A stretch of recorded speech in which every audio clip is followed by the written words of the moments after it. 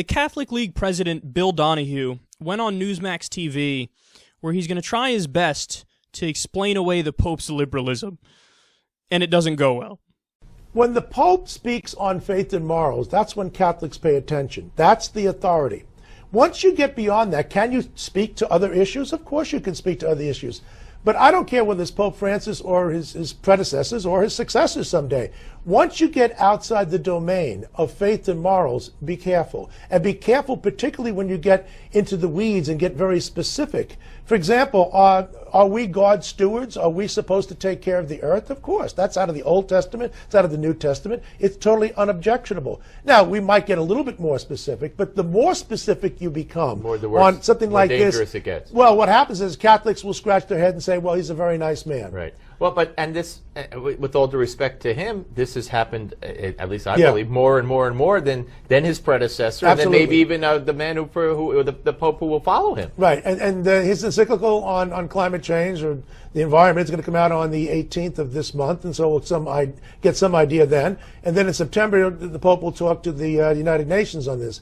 Again, Catholics will offer him respect, but in terms of accepting what he has to say as guiding their thoughts, no, it's not going to happen. We know, for example, that even on issues as the death penalty, for example, or on gun control, or on helping the poor, there's a lot of different issues where Catholics can disagree on. When it comes to things which are non-negotiable, let me give you two quick ones: abortion and euthanasia. It's not my opinion. It's in the Catechism. It says these are intrinsically evil. No one has ever said that air pollution is intrinsically evil, okay? Right. So people need to get up to speed on this. Yeah. Guys like this make my job way too easy. At least present a challenge for me, tough guy. At least give me a challenge. Or I have to do some research on some shit to try to debunk something that you said that might be true. No, he makes it too easy. Notice what he's doing there. He's like, yeah, the Pope, I know the Pope under my religion speaks for God, but I say the Pope only speaks for God when the Pope agrees with me. So then I guess you're saying you speak for God. I love how the rules are set in stone and they're clear and you can't argue against them until you can. Until the Pope says something you disagree with, then you're like, did we say that you speak for God?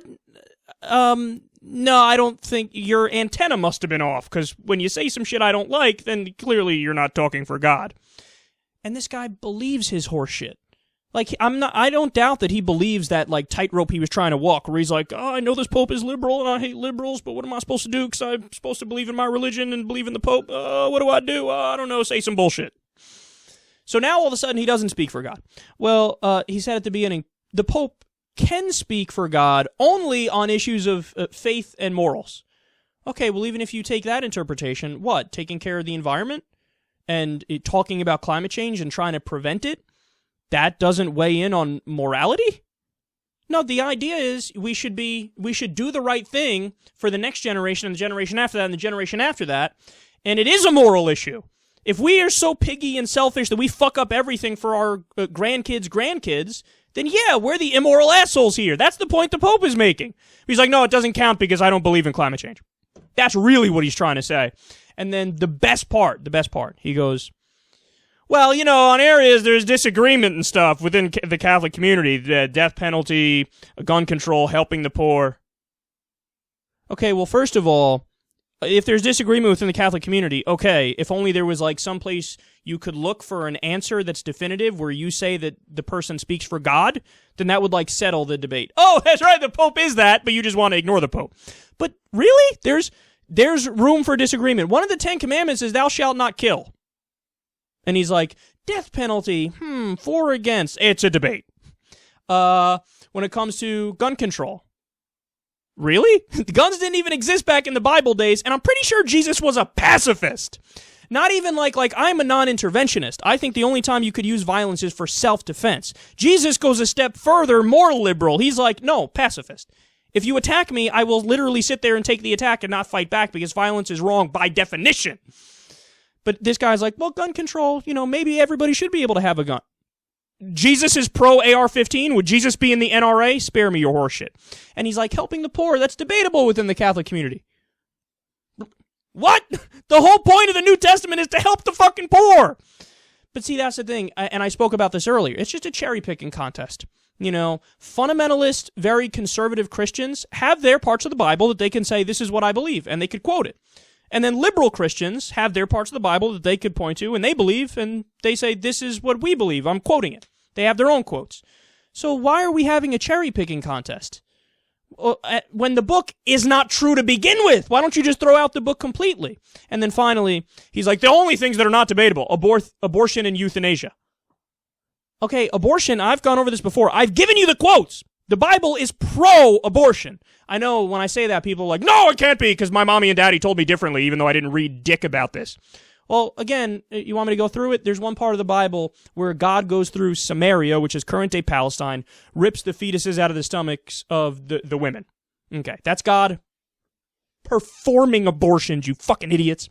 And then the other part, there's another part where God says that a woman should drink what's called bitter water, which is like poisoned water if she has an affair. And the idea is if you drink the bitter water and you miscarry, or in other words, you have an abortion, well, it's okay because that was from the guy who you cheated with. But if you drink the bitter water and you don't have a miscarriage or an abortion, then it's your husband's baby and it's cool. So in other words, if your wife cheats, she should get an abortion. It's in the Bible. Read the fucking Bible. But he's like, it's not debatable. Actually, you know what? He's right. It isn't debatable. The Bible's pro-abortion. It's not debatable in the opposite sense of what he thinks it is. And euthanasia. Yeah, I know. It's the moral thing to do to make somebody suffer because you should tell them what to do with their life. They shouldn't make their own decision. I know. How compassionate of you. And, of course, pollution. I mean, it's not, air pollution isn't inherently wrong.